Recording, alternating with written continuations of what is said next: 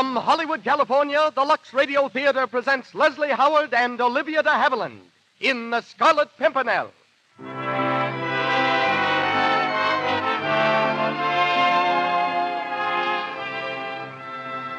Lux presents Hollywood, the Robin Hood of the Reign of Terror.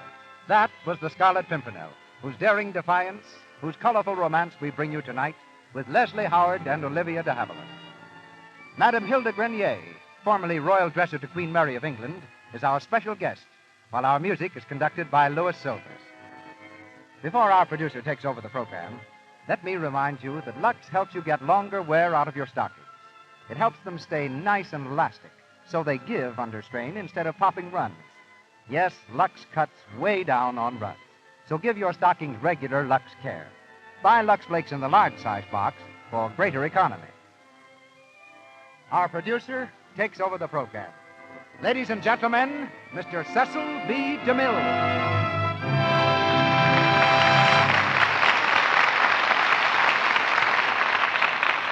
Greetings from Hollywood, ladies and gentlemen. They call it the poor man's weather glass, this little crimson flower that lends a splash of color to English waysides and closes up its petals in warning whenever there's a storm approaching. They also call it the Scarlet Pimpernel.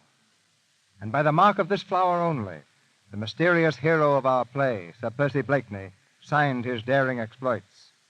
As a play, the Scarlet Pimpernel was performed over 5,000 times, and it's perhaps the most popular screen characterization of the celebrated star who reenacts the title role for Lux listeners tonight, Mr. Leslie Howard.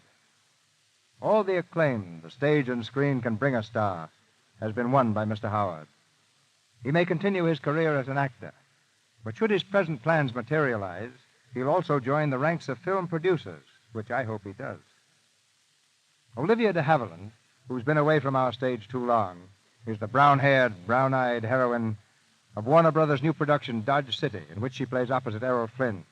She's co-starred tonight as Marguerite, and Dennis Green plays Chauvelin. As producer of the Lux Radio Theatre, I want to take a moment before raising our curtain to thank all of you for your support. Thousands of you have written, telling us that you show your appreciation by regularly purchasing our products.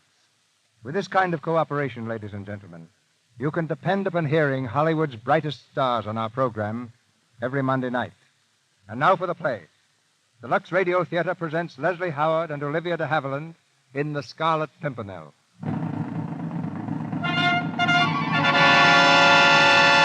Paris, in the year 1793.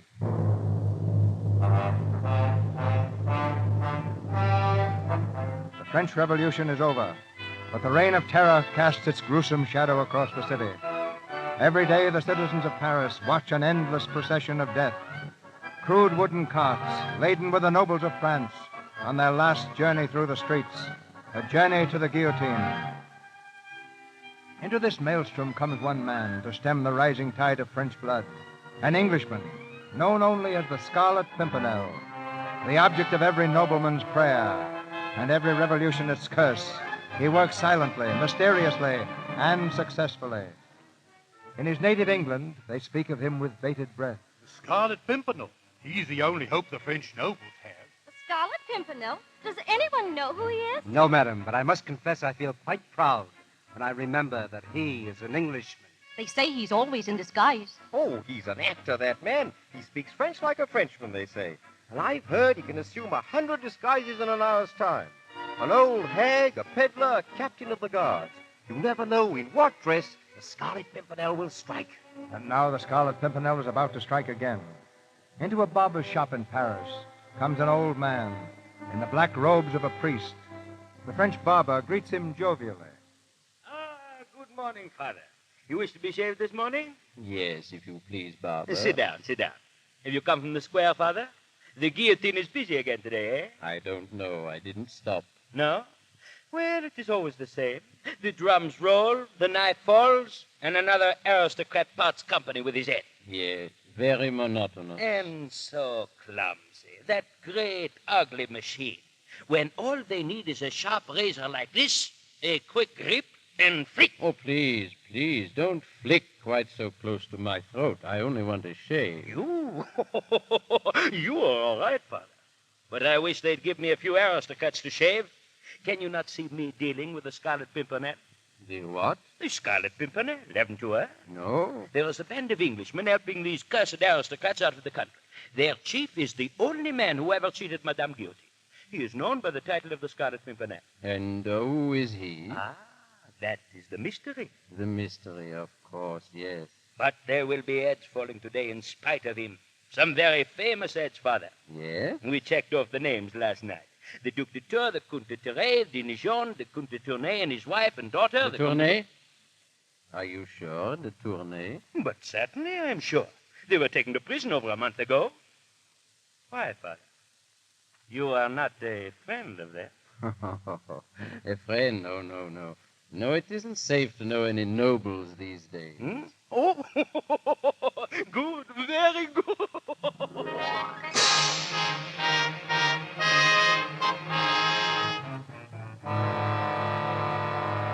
You wish to see the former Comte de Tournay, is that so, Father? Yes, if you don't mind. Very well, Father. They haven't long now. You'll find the former Comte de Tournay in that room over there. Thank you. Thank you. Good morning. Are you the Comte de Tournay? Yes. I suppose you have come to offer me the last rites, Father. In a manner of speaking.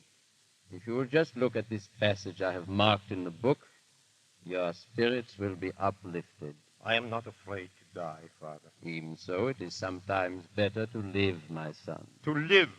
What do you... Read there, in the book. But there is nothing on the page except a red mark. Look carefully. It is a flower. A scarlet pimpernel. Father, are you the Scarlet Pimpernel? Be careful, it will do you no good to know. Just listen to me. Before you start on your journey to the guillotine, they will bring your wife and daughter to you. You will ride in the same tumbril. On the way, there will be an accident. The wheel of the tumbril will come off. There will be a commotion.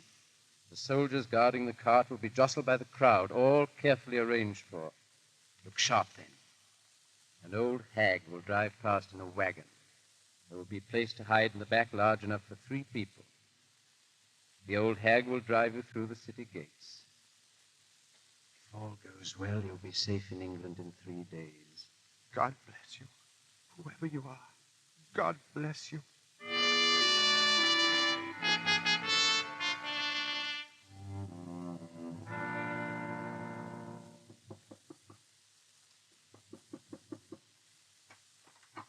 Well, what is it? Good evening.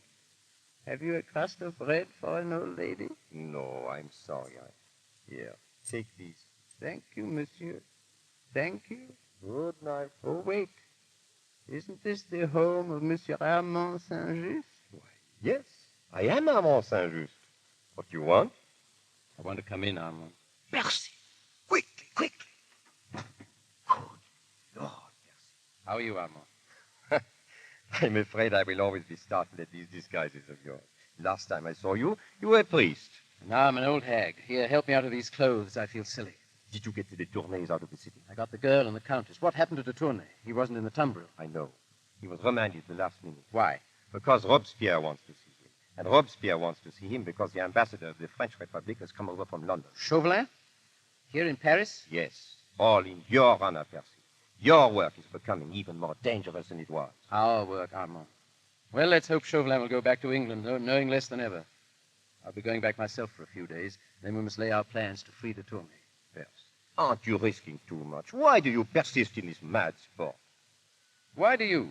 Why? Because I'm a Frenchman. This is my country. But you are English.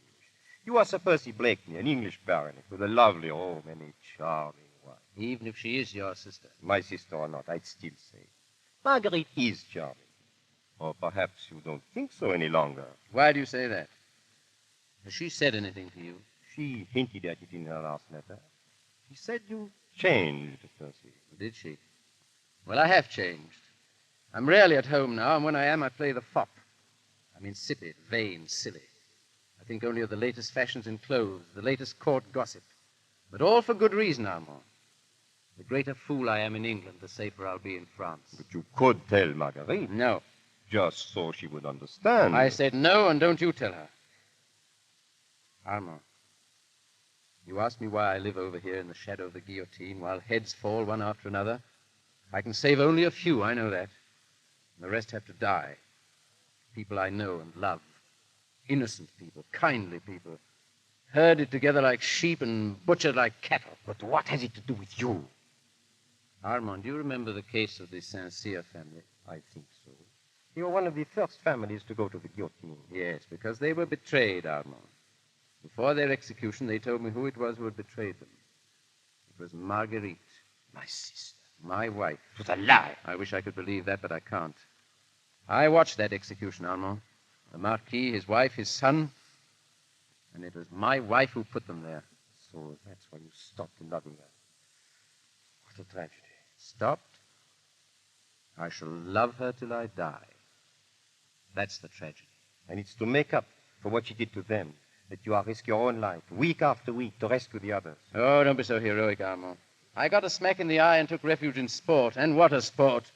By gad, I think I shall give up fox hunting this winter. Percy, don't joke about it. I have to. It's the only thing that can save me. Well, I'm off for England in the morning, Armand. My love to Monsieur Chauvelin, if you should see him.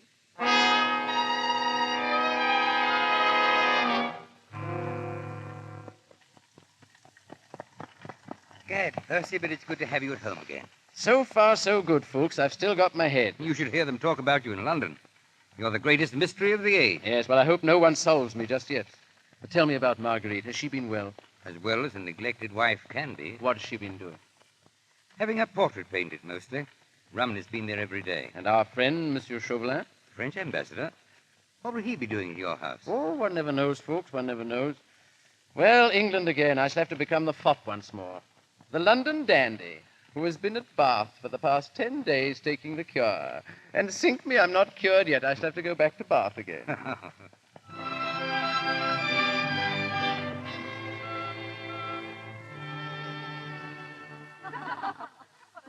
Lady Blakeney. Lady Blakeney, please. I can't paint you unless you sit quite still. I'm sorry, Mr. Romney, but we were just talking of this man they call the Scarlet Pimpernel. Oh. He must be quite wonderful, Marguerite. So they say. But it's maddening to think that somewhere there is a man as marvelous as that, and we never see him. He's of no use to us whatever. Lady Blakeney. Yes, Sprinkler. Sir Percy, milady. He's just returned.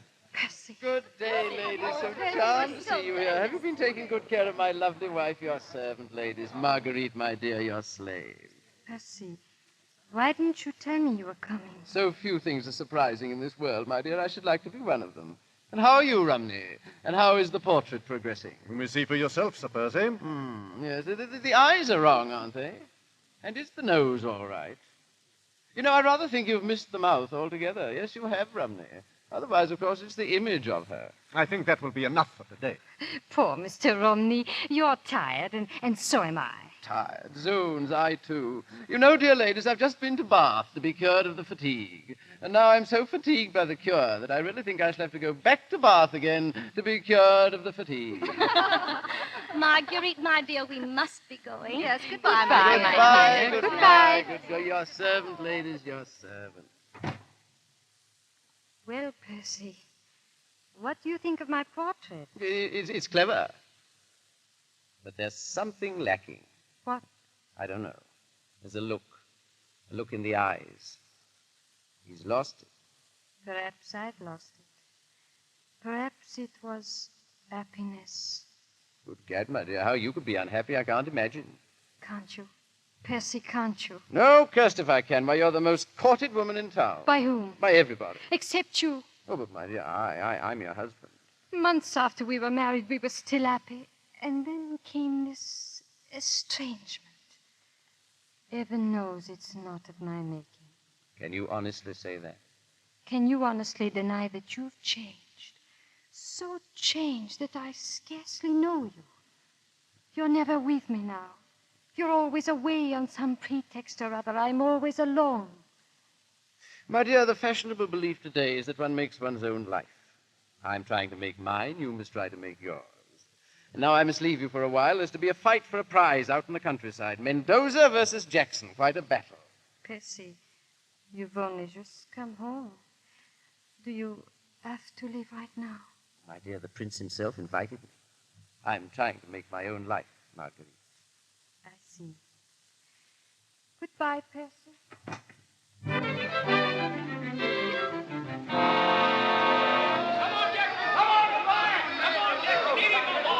Mendoza's groggy. He's done for. Don't you believe it, Your Highness. He's foxing. You wait until the 30th round. I'll wager 100 guineas he won't last 2 more rounds. Done. Come on, Mendoza. Come on, Jackson. Percy. Fulk, sit down. Percy, I've got to speak to you at once. Pardon me, Your Highness. Well, folks? Percy, it's Chauvelin. He's returned to England. Chauvelin? Where is he? He's... Well, come on, folks. Come on, man. Where is he? He's at your house, Percy. My house? Order my carriage. I'm leaving at once.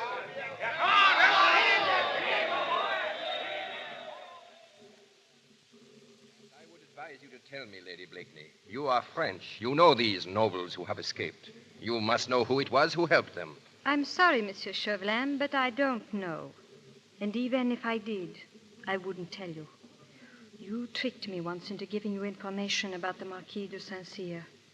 And I shall never forgive myself. I'm sick of this sentimental twaddle about the poor, persecuted aristocrats. Have you forgotten what they did to the defenseless peasantry for centuries? What this very Saint-Cyr did to you? No, I have not. But I'm no spy. Then that is your last word? Absolutely. I wonder. Oh, by the way, how is your brother, Armand? He is very well, I hope. I hope so, too. But yesterday he was arrested. Arrested? At Boulogne. What for? As a traitor to his country. Traitor? Oh, you're lying, Chauvelin, trying to trick me again. I have the proof of his guilt in my pocket. A note he once wrote to the Scarlet Pimpernel. This scrap of paper will certainly send your brother to the guillotine. Unless, of course, you care to redeem it. Bring me the name of the Pimpernel, and this is yours. But even if I wanted to, I don't know it. Find it.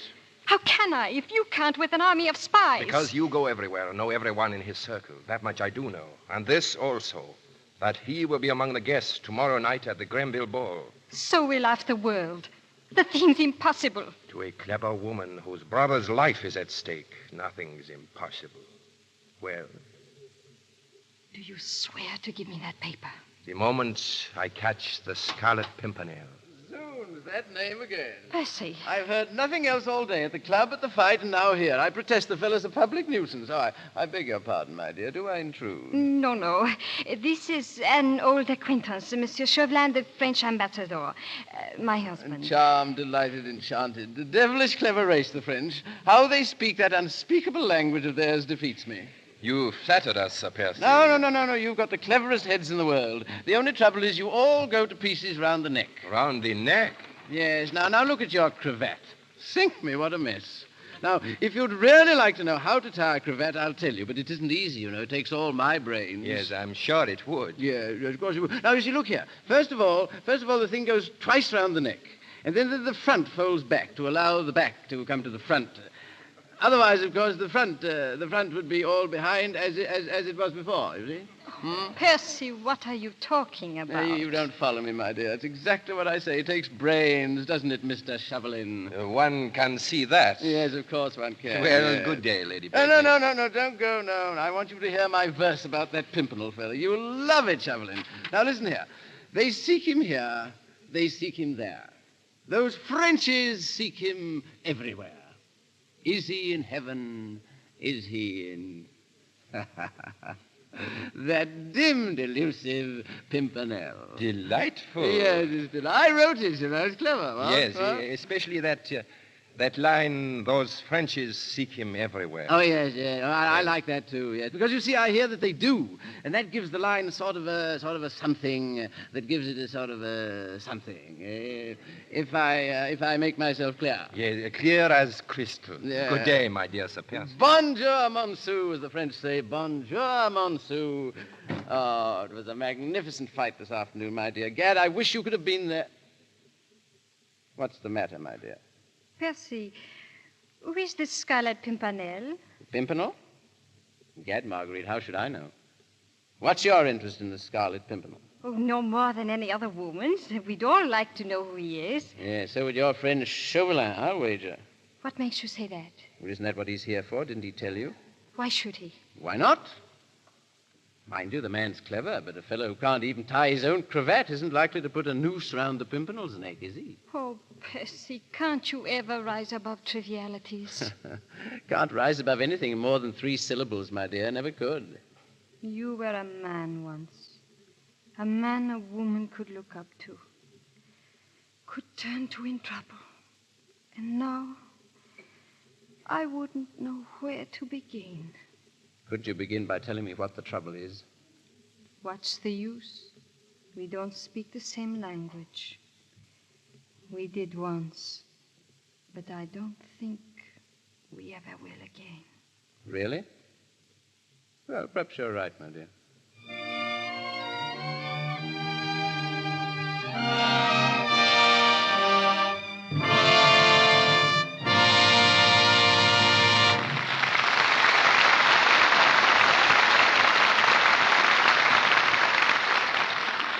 You have just heard Act One of The Scarlet Pimpernel, starring Leslie Howard and Olivia de Havilland.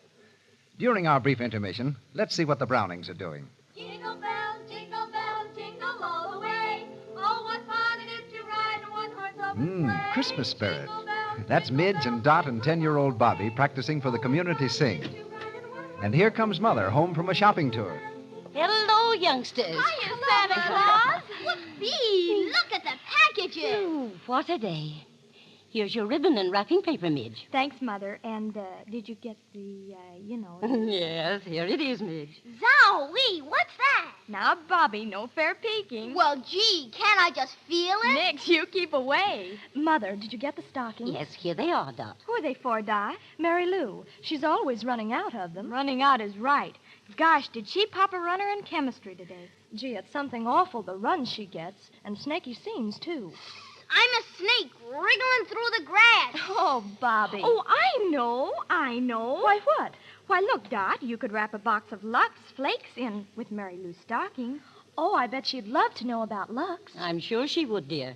Lux cuts way down on runs. Gee, and we could write a little card like this. Lux these stockings, fine and sheer, to help cut down on runs, old dear. Well, I think that's swell. Now, that was mighty helpful of Midge, thinking of Lux Flakes for Mary Lou.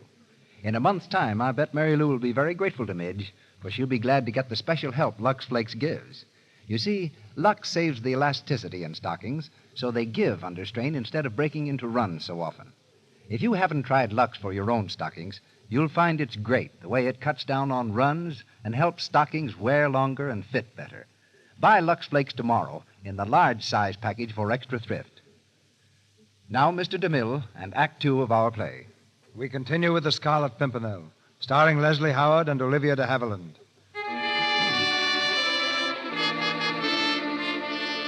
The search continues. The search for the cursed, elusive Pimpernel. Forced by Chauvelin to lend her assistance, Marguerite attends Lord Grenville's ball. As she enters the crystal and marble room, she glances nervously around, wondering which of the guests is the Scarlet Pimpernel, never suspecting her own husband, the vain and foolish Sir Percy Blakeney. Chauvelin appears suddenly at her side. Well, Lady Blakeney? I've learned nothing yet. I only want to know who one person is. If you don't tell me, you know the alternative. The guillotine for your brother. Monsieur Chauvelin, you can't do this. What if I can't find the Scarlet Pimpernel? My dear lady, the Pimpernel is under this roof, at this moment, among your friends. Your move, my lady. And good luck. I beg pardon, Sir Percy. Yes, my man? Sir Andrew Ffoulkes wishes to speak to you. Of course, delighted. Good evening, Ffoulkes. Good evening, sir. Well, what is it?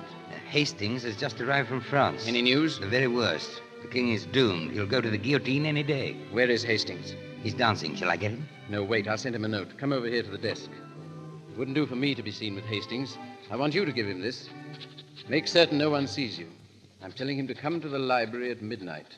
You better come, too. Very well. Here, slip this note in the cuff of Hastings' coat. Then don't speak to him for the rest of the evening. Ah, Lady Blakeney, won't you take pity on a lonely compatriot? Monsieur Chauvelin, are you asking me to dance with you? Not with me, with Lord Hastings, madame. Why? He has a note in his cuff. It was just put there by Sir Andrew Fulks. I want you to get it for me. Oh, but listen, Get Chauvelin. it. Hurry, please. It might be important.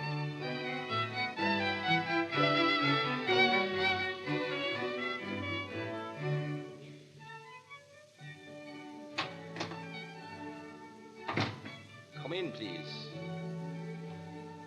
Well, Lady Blakeney, did you get that note from Hastings? No, You didn't? I couldn't. I think he suspected me. I pretended to turn my ankle. He helped me upstairs, and then while I was sitting there, he read the note and burned it. Then he left. He burned the note? Yes, but not entirely. Some of the pieces were left. The note began... Go on, quickly. It said, "Start tomorrow myself," and the last sentence was, "Will be in the library at midnight." Thank you, Lady Blakeney. And now, if your labors have tired you, you are quite at liberty to go home. Thank you. I will. Are you certain of this, Fulks? Quite certain. Hastings burned the note, Percy, as you've always ordered us to. Then he went back to the room, and she was reading what was left of it. And she went to Chauvelin? Yes. You know what that means, Percy. It means that Chauvelin knows that the Scarlet Pimpernel will be in the library at 12 o'clock. Perhaps. And perhaps he will. Is this the library? Yes, Monsieur Chauvelin. Have you seen anyone go in or come out of this room in the last few minutes? No, sir. Who is that on the sofa? Oh, I don't know, Monsieur. He must be asleep. Please wake him up and ask him to leave. I have an important engagement here. It's Percy Blakeney, sir. Blakeney, that fool. Wake him up and ask him if he'll have the decency to go home and sleep in his own bed. Yes, sir. Sir Percy. Sir Percy. What is it? What is it? Is there no peace for the weary? What ails you, man? The French ambassador, Sir Percy. He would like to have the library to himself. The French ambassador? Ah, Monsieur Chauvelin. I am sorry to disturb you, Sir Percy, but I have an important engagement here. Really, Gad, there's not a comfortable sofa anywhere else in the house. I've tried them all. Sit down, Monsieur. What time is this gentleman to appear? He's a little late. If you don't mind, I'll wait for him alone. No, not at all, not at all. By the way, what do ambassadors talk about in libraries at midnight? It must be very fatiguing. Are you afraid England is going to declare war on France? That does not concern me at the moment. Is that so? Your revolution now. Now, there's a great bore. How's it going? Do you think you'll win? We have won, sir. Oh, you have, I see. Yes. Have I been asleep that long? I hate to hurry you, Sir Percy, but I'm afraid your presence here is keeping my friend from entering. Oh, he can come in. Is he outside? Oh, come in, do, sir. Please don't stand on ceremony. I hardly think that will persuade him. Ah, this must be a very secret meeting. I have it. I'll wager you're expecting that Scarlet Pimpernel. Is that it? Sir Percy, you're becoming insufferable. Oh, Monsieur Chauvelin, you would not deprive me. Let me hide behind a curtain. Anything. Just let me be the first in London to glimpse that mystery man. Well, I'll be the most popular man at the club. It is too late now. He has been warned. Oh, then I shall miss him. Oh, sink me. Well, good night, Monsieur. Better luck next time. Good night.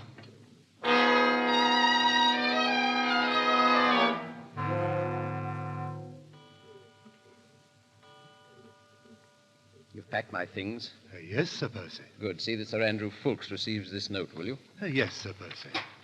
Well, Marguerite, what are you doing up at this hour? That's all, Brinker. Yes, Sir Percy. Well, my dear?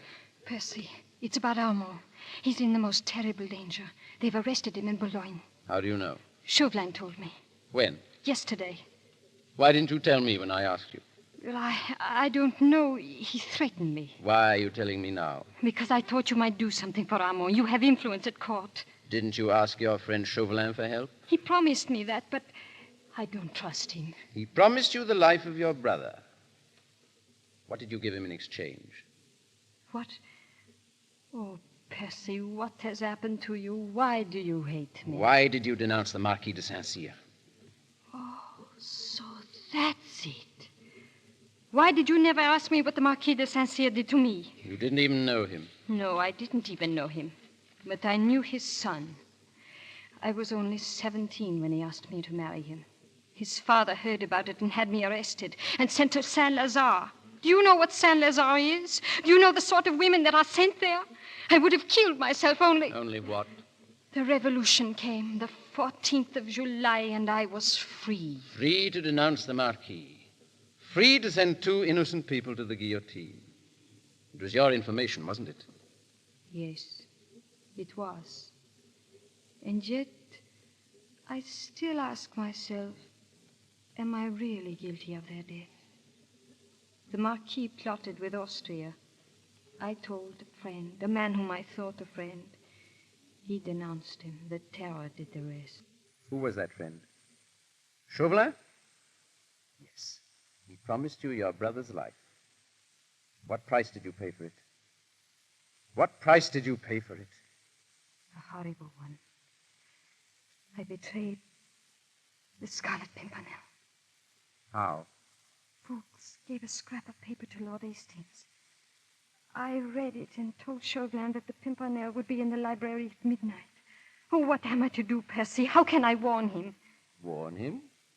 Against what? Against the danger that threatens him if he goes back to France. My dear, if he's the kind of lunatic I take him to be, your warning won't help him. But he might be going to his death. Well, that's all the fellow lives for. Besides, he doesn't know that you're in love with him. In love with him? I admire his heroism, but I don't love him. Oh, but you do, only you don't know it. Oh. I didn't know it myself until a moment ago. You know, it's a dangerous game, falling in love with a phantom, my dear. For all you know, he may be a married man who's deeply in love with his wife. Never. Why not? Would any man who is in love with his wife leave her continually to face death? Would you? Me? Marguerite, I. Zoons, I'm much more romantic than you think. In a case like that, I wouldn't leave you, not even to go to my tailor's. The horses are ready, sir. Thank you, Brinker. Are you going away? Yes, didn't I tell you? Important business in town in the morning. Goodbye, my dear. Your tailors, I suppose. Not only my tailors, but also my bootmakers. And incidentally, I want to see what my influence is worth at court. For that little matter of your brother, perhaps I can help. Oh, Percy, if you could, I'd love you all my life. Gad, I must remember that, my dear. Goodbye. Milady? What is it, Brinker? It's very late, milady. I suppose you want me to leave this room. I've never been here quite alone, have I? I know, milady. I've hardly even noticed the furnishings. Is that portrait of Sir Percy's one of Romney's? Yes, milady. A very fine one, too. He's a great believer in detail, isn't he? Look at that ring on Sir Percy's finger. You'd think it was... Brinker. Yes, milady? Have you ever noticed that ring? Why, no. It's a seal ring, milady. Look closely. That flower, engraved on the stone. What is it, Brinker? Why, bless my soul. It's a Scarlet Pimpernel. My lady. Well? A letter to be delivered into your ladyship's hands. From Sir Percy? No, madam. From His Excellency, the French ambassador. Give it to me. Milady, I have at last discovered the identity of the Scarlet Pimpernel. I hope to catch him tomorrow, and true to my word... Brinker! Yes, milady? Order my carriage at once. I must see Sir Andrew Fuchs.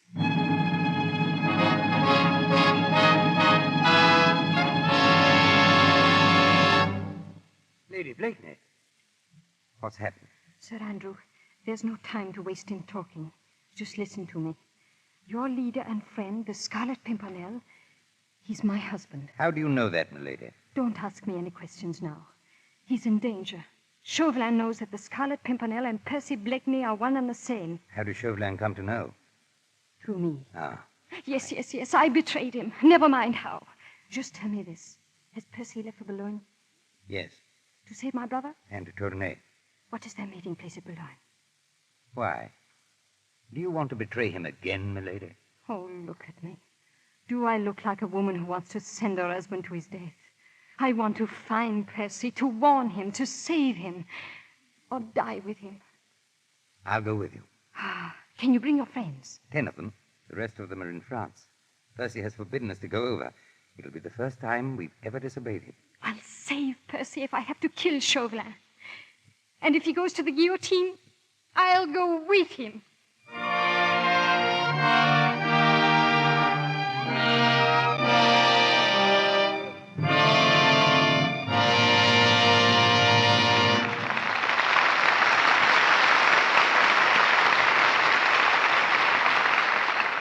We pause for station identification. This is the Columbia Broadcasting System.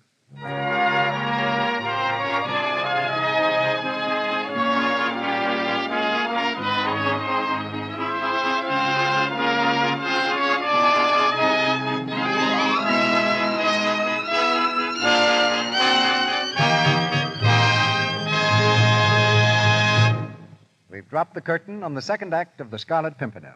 It goes up again shortly when Leslie Howard and Olivia de Havilland bring us Act 3. During this short intermission, we hear from our special guest and Mr. DeMille.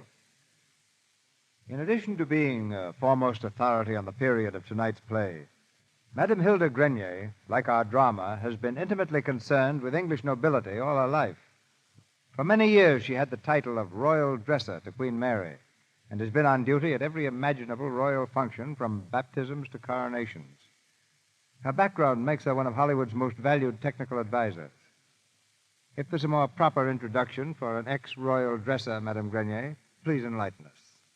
It was infinitely better, Mr. DeMille, than my first introduction to royalty. Princess Charlotte of Germany had granted me an interview. Entering her salon, I tripped on a rug and went flying along the highly polished floor like a sailboat in the wind. When I dared to open my eyes, there I was at the feet of the princess. She laughed, picked me up, gave me my first lesson in poise. And now, sir, I can tell you a little about royalty, a little about the Scarlet Pimpernel. Which would you like first? Well, we'd like to know a little more about you. Suppose you tell us what a royal dresser is. In addition to direct supervision over Queen Mary's wardrobe, my duties included the care of her jewels, orders, decorations, messages, and other personal activities. I suppose my greatest responsibility was to see that everything Her Majesty wore was absolutely correct, right down to her umbrellas. Her umbrellas? Indeed. Each one in her tremendous collection was named after the person who gave it to her. She'd simply ask me to bring her Lord Chesterfield, or Papa, or the Emperor, or Dolly. But far more famous than her umbrella collection is her priceless array of antique furniture. Many of her most treasured pieces originally came to England with aristocrats escaped from France at the time of the Scarlet Pimpernel. What mementos do you have, Madame Grenier, of your days in the palace? Several cherished gifts from both the late King George and Her Majesty. I was also given a pair of silk stockings worn by Marie Antoinette, who was the guillotine's most celebrated victim. Handmade, they have a texture like gossamer. Of course, Mr. DeMille, I wouldn't dream of wearing them, as you can well imagine. But just from showing them to my friends, they became soiled, and I finally had to make a courageous decision. I had to wash them. But I did the job myself, and Lux. With Lux, they came out perfectly. Lux, incidentally, was used in Buckingham Palace during all the years I served Her Majesty. That's a real tribute. Looking back over those years, what stands out most conspicuously in your host of regal recollections? And not the pomp and glory, Mr. DeMille, but the little human traits of Her Majesty. I remember how, as Princess of Wales, she wept because she had to leave her little baby, Prince John, for an official visit to India. How, coming home from a new musical show, she would whistle tunes from the play, just as you and I. And I well recall how she'd carefully tear off bits of unused papers from letters and save them for memoranda. She was and is a wonderful woman. Now the word I promised about the play. It may be a surprise to most Americans to learn he actually existed, Sir Percy Blakeney, called the Scarlet Pimpernel. To this day, his descendants are well known in England. As portrayed so excellently by Mr. Howard, he was vain and foppish, but underneath it all, courageous, almost to the point of being foolhardy. Was the Scarlet Pimpernel ever caught? Well, suppose we all listen to the third act of the play and find out. You've entertained us royally, Madame Grenier. The Scarlet Pimpernel, starring Leslie Howard in the title role and Olivia de Havilland as Marguerite, with Dennis Green as Chauvelin.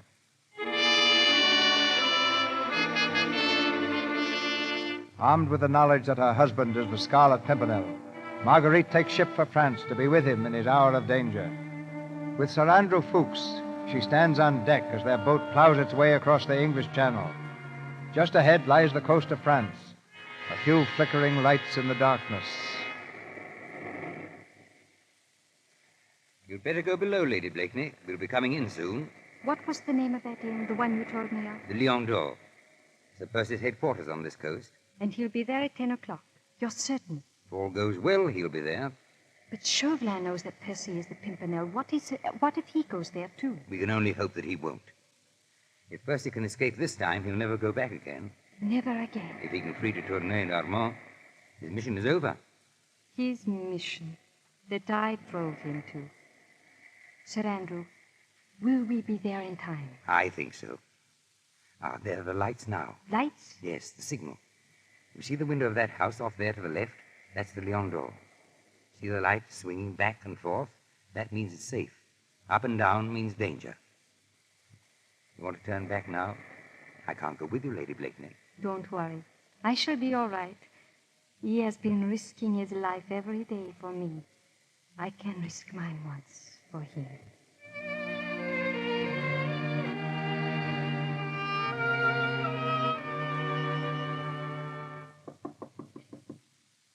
Who's there? A message. Well? Is this the Lion d'Or? Yes, madame, but... Let me in, please. Madame, what do you want here? This is no place for one of your sort. I'm the sort that pays well, Citizen Brogard. For what? For a seat by the fire. I'll wait here for a friend of mine and yours. What should I know of your friends? You signaled to him before. You must be expecting him. What time? What time, please? 10 o'clock. Madame, do you know him? Yes, I know him. Who is that? I do not know at this time. Where can I hide? Up those stairs, to the room on your left. Hurry.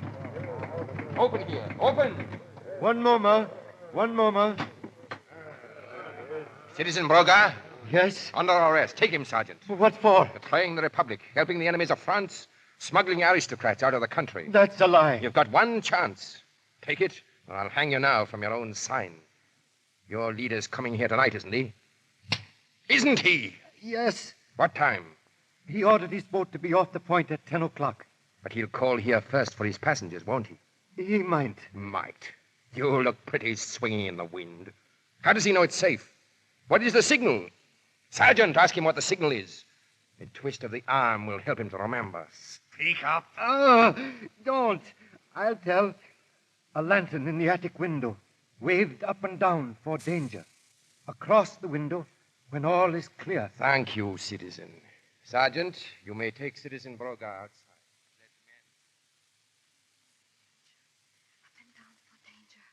Oh, God, let him see the signal. Let him see it. Up and... Put down that light, Lady Blakeney. Chauvelin. We meet again. Permit me, madame, but you were giving these signals incorrectly. Up and down means danger. That will drive the Pimpernel away. You must move the light back and forth across the window. So. Now he will come to us. Chauvelin, listen to me. He's my husband. A fact that you neglected to mention a few days ago. You've got to let him go. I'll do anything you want. I'll give you any information you can, but you've got to let him go free. Don't be a fool. You've no more information to give.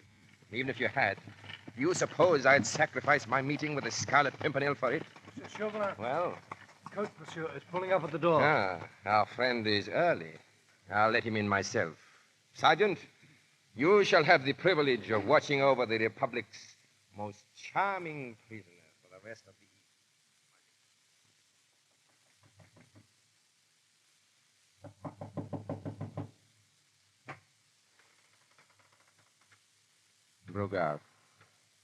Brogard. Don't move, Sir Percy. Stand where you are, please.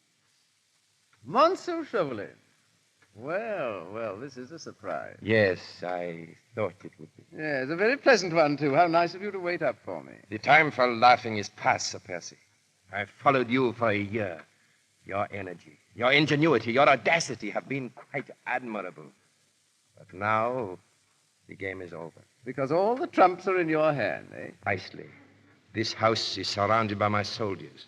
I have only to raise my voice. Yes, of course, I see your point, yes. But suppose I could reach the door. The night is black. The sea is mine. I make a dash. You won't. Oh, of course I won't. I don't need to, because... You see, one of my friends might shoot you from behind, hidden in that clock. What? Come now, Chauvelin. You know that clock is too small to house a man. But there's still one other avenue of escape, one we could take together. In this pipe there is an ember, and in that cask behind me there is gunpowder. If I drop this ember here, I fly straight to heaven, and of course you know where you fly to. Get away from that barrel. Why, it isn't gunpowder. I merely wanted to see you turn pale. Come in the window, folks. You're a welcome sight. I would raise my hands if I were you, Chauvelin. Another trick. I don't turn this time. I don't think you'd better. Why, you... Now, you see, Fulks tricks us both. He must have sensed that you and I would meet here. Now, Chauvelin, I've had a delightful visit with you. In the meantime, my friends Armand Saint-Just and de Tournay are safely aboard my ship. And in a moment, if you'll excuse us, Fulks and I will join them. You'll never get beyond that door. We'll need the password, Percy. Ah, yes, the password. Yes. Well, Monsieur, do we have to use force? Not at all, Sir Percy. The password is, the channel is free. Thank you. Folks, give me your pistol. You get onto the ship, I'll take care of our friend here and join you in a minute. Very good. You know, that was quite sensible of you, Monsieur Chauvelin, to give us the password. Not at all, Sir Percy. You may go because I know you'll come back of your own free will. You overestimate the charm of your society. I told you once the time for jesting was over. I have all the trumps in my hand. In that room upstairs, there is a woman under arrest who has forfeited her life by aiding the enemies of the Republic. What woman? Your wife, Sir Percy, who loves you very much. Marguerite. Is the game up, Sir Percy? Is this the last adventure? All right, I give up, Chauvelin. What next? There is a firing squad outside. And my wife? The Revolutionary Tribunal. That means death. It would have meant my death if I had not caught you. But don't be alarmed, Sir Percy. I don't want your wife's life. She's free the moment you die. I offer you a pact. If you promise to say nothing to her, if you'll send her onto my ship immediately, I'll walk up in front of your firing squad. I accept. Sergeant? Yes, monsieur? Bring the lady downstairs, please. You must be very fond of your wife, Sir Percy. Yes, I am. Is that so strange? Not at all. A charming woman. Percy. Marguerite. Percy, I came to help you as soon as I knew.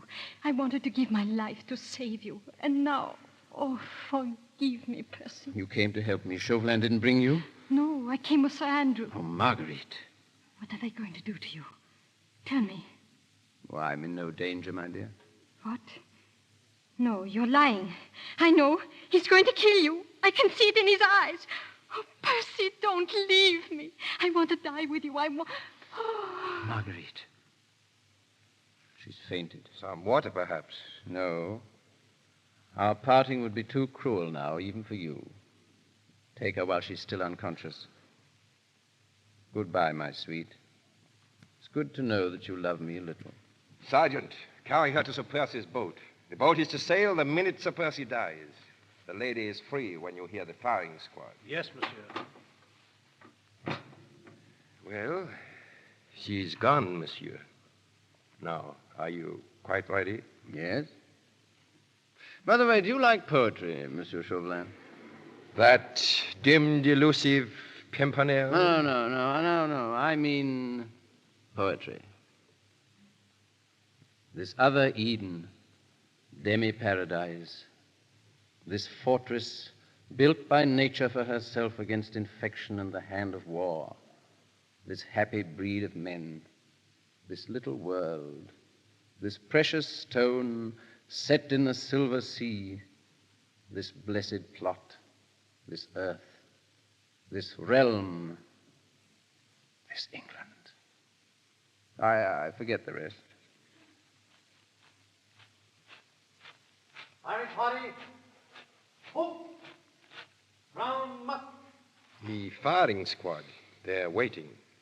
Will you come and see me die, monsieur? No, thank you, no. I shall remain here. I shall picture the scene in my own way. Oh, yes, of course. Yes, make it as horrible as possible. Yes. Good night, monsieur. Good night. Roll.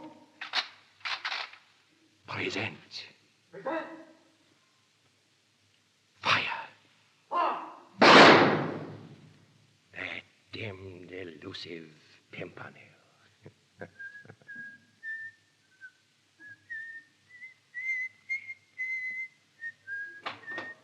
I'm so sorry, monsieur. Blakeney! Yes, you see, I've come back for my hat. It's such a cursed good hat, you know. You. Oh, no. Don't look at me like that. Sink me if you don't think I'm my own ghost. Duroc! Oh, you mean the captain of your firing squad? I'm afraid it'll be an hour or so before poor Captain Duroc will be able to resume his duties.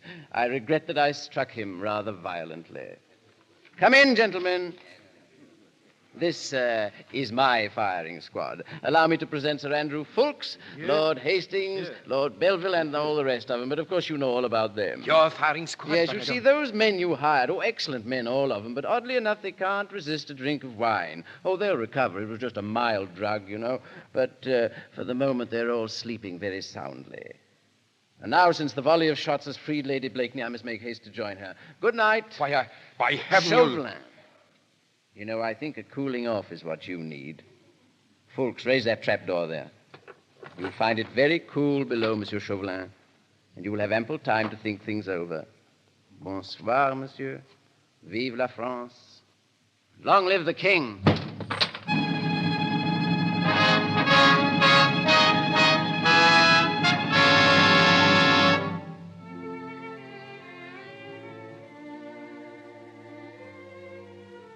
Percy, you're here. They told me.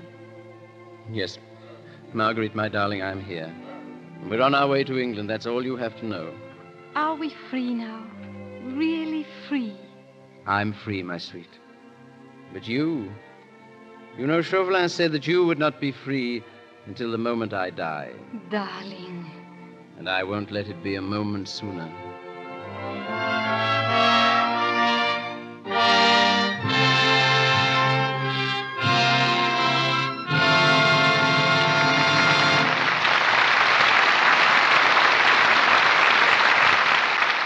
We take leave of the Scarlet Pimpernel. You know, hearing the Brownings get all excited over Christmas reminds me of something, and I'd like to tell you about it before Mr. DeMille comes back with our stars. I want to tell you a very snappy way to trim your Christmas tree. All you need is your old friend Lux Flakes. Now listen, pour a large box of Lux Flakes into a big bowl and add 2 scant cups of lukewarm water. Whip it up with an egg beater. Gosh, it's wonderful the suds you get. A big pan full of fine white suds that look like whipped cream in the bowl and like real snow on the Christmas tree. Now, take handfuls of the suds and spread them with your fingers all along the branches of your Christmas tree. If you want an even more glittering effect, while the suds are still moist, sprinkle the tree with artificial Christmas snow, the kind you get in the stores. Boy, what an effect you get. Your tree looks as though it had been out in a real, honest-to-goodness snowstorm. It certainly is pretty, all sparkling and everything. And you know, this is one way to help your tree last longer, because the Lux suds cling to the needles and keep them from drying out and falling off too soon. Want me to repeat the recipe? A large-sized box of Lux Flakes, 2 scant cups of lukewarm water, whipped with an egg beater. That's all. Be sure to get the large-sized box of Lux so you can make plenty of snow. Here's Mr. DeMille. Our stars drop their roles. Lady Marguerite is again Olivia de Havilland, and the Scarlet Pimpernel becomes Leslie Howard. Well, it was every bit as enjoyable bringing this play to the air, Mr. DeMille, as it was bringing it to the screen. As Madame Grenier told us, the Scarlet Pimpernel really actually existed. I confess I didn't know that until I was making the picture, because surely no character seemed more a piece of elaborate fiction.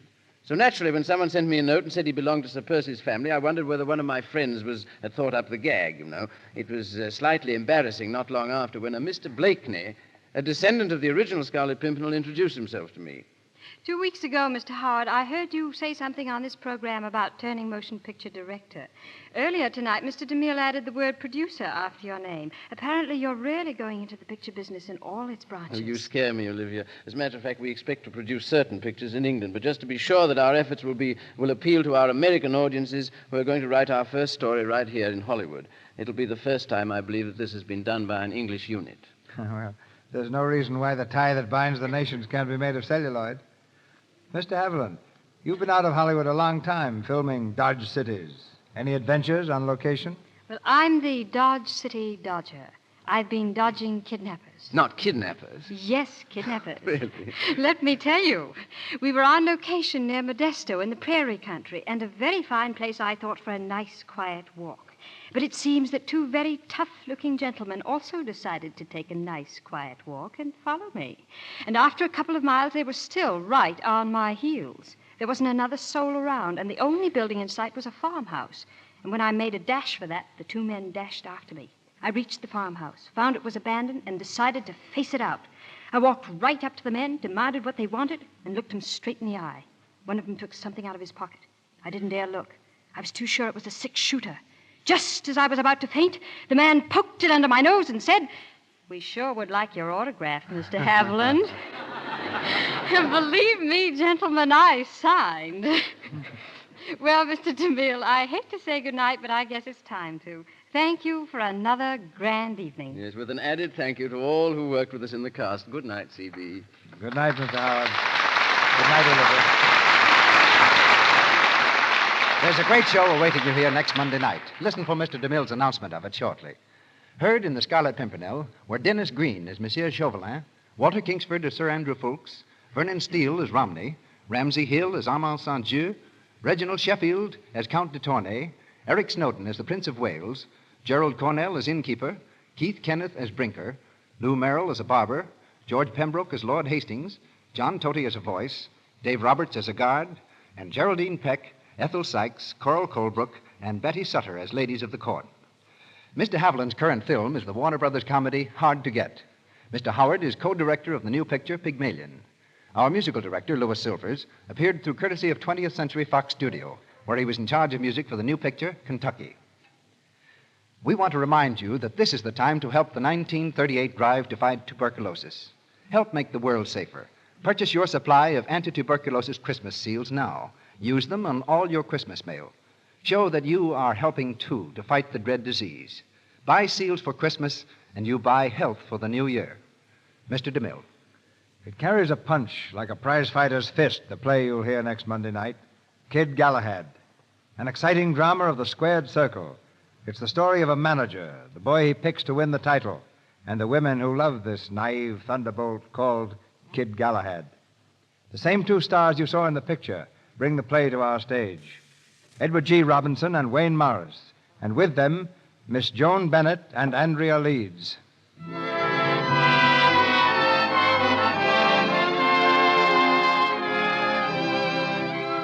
Our sponsors, the makers of Lux Flakes, join me in inviting you to be with us again next Monday night when the Lux Radio Theatre presents Kid Galahad, starring Edward G. Robinson and Joan Bennett, with Wayne Morris and Andrea Leeds.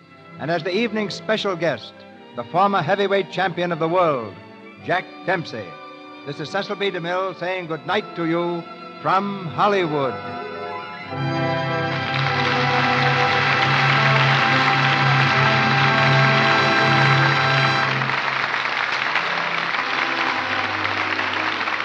The announcer has been Melville Ruick. This is the Columbia Broadcasting System.